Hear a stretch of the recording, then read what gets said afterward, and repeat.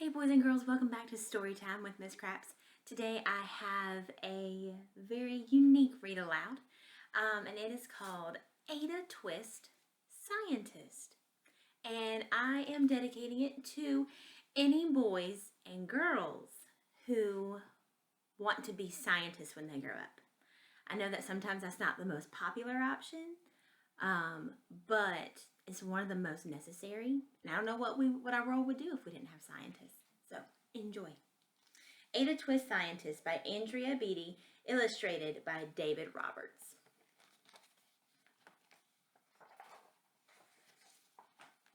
Ada Marie, said not a word till the day she turned 3. She bounced in her crib and looked all around, observing the world, but not making a sound. She learned how to climb and made her big break, with a trail of chaos left in her wake. She ran through the day, chasing each sound in sight, and didn't slow down till she conked out at night.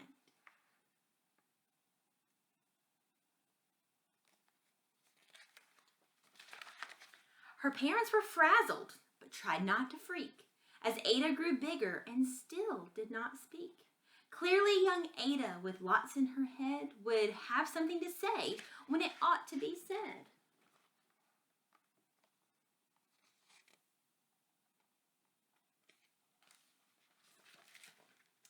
That's just what happened when Ada turned 3. She tore through the house on a fact-finding spree and climbed up the clock just as high as she could. Her parents yelled, "Stop!" as all good parents would. Ada's chin quivered, but she did not cry. She took a deep breath and she simply asked, "Why?"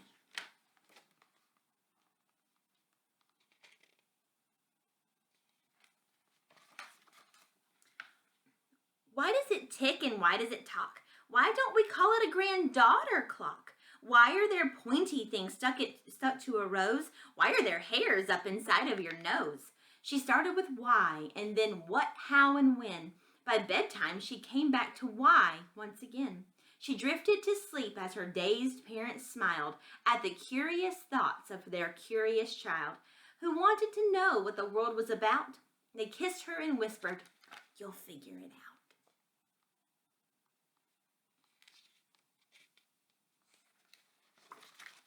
Her parents kept up with their high-flying kid, whose questions and chaos both grew as she did.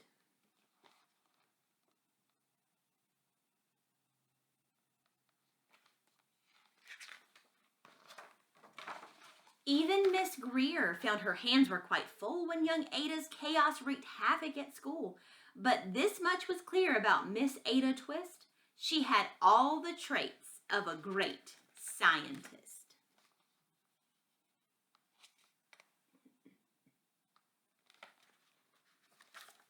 Ada was busy that first day of spring testing the sounds that make mockingbirds sing, when a horrible stench whacked her right in the nose, a pungent aroma that curled up her toes. "Zowie!" said Ada, which got her to thinking. What is the source of that terrible stinking? How does a nose know there's something to smell? And does it still stink if there's no nose to tell? She rattled off questions and tapped on her chin.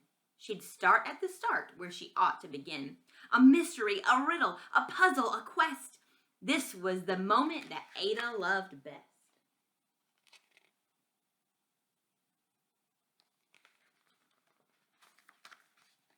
Ada did research to learn all she could of smelling and smells, both stinky and good. One hypothesis Ada thought could be true: the terrible stink came from Dad's cabbage stew.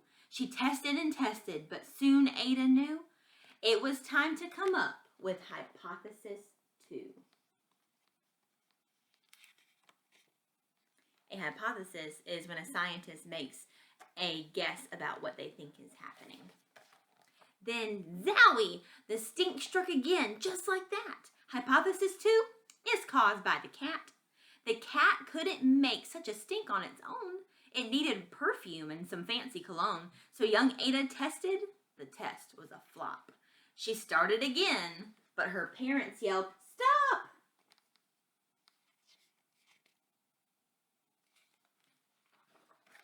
Ada Marie, To the thinking chair now by the time we count 3.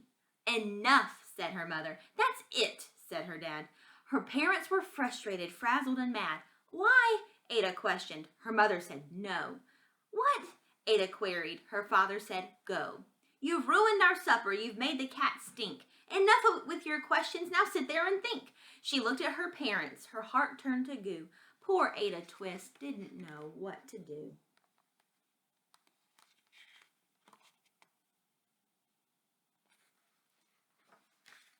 She sat all alone by herself in the hall, and Ada once more could say nothing at all.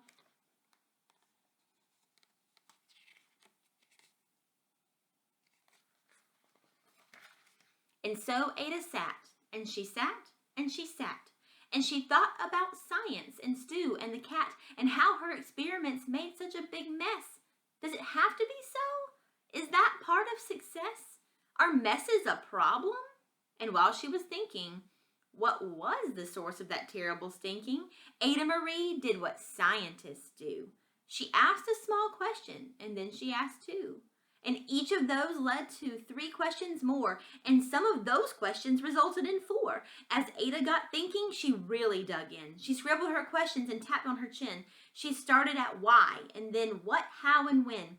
At the end of the hall, she reached why once again.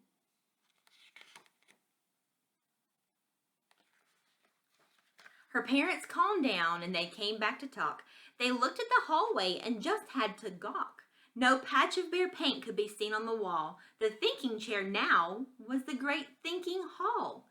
They watched their young daughter and sighed as they did.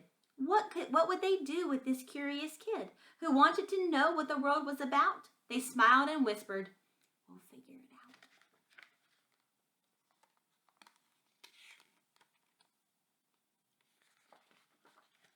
And that's what they did, because that's what you do when your kid has a passion and heart that is true.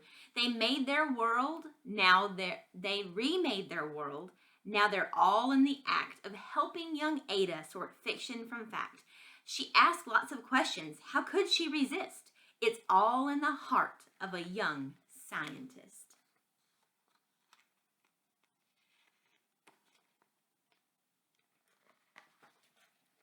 And as for the smell, what can Ada Twist do but learn all she can with her friends in grade 2? Will they discover that the stink that curls toes? Well, that is the question, and someday, who knows?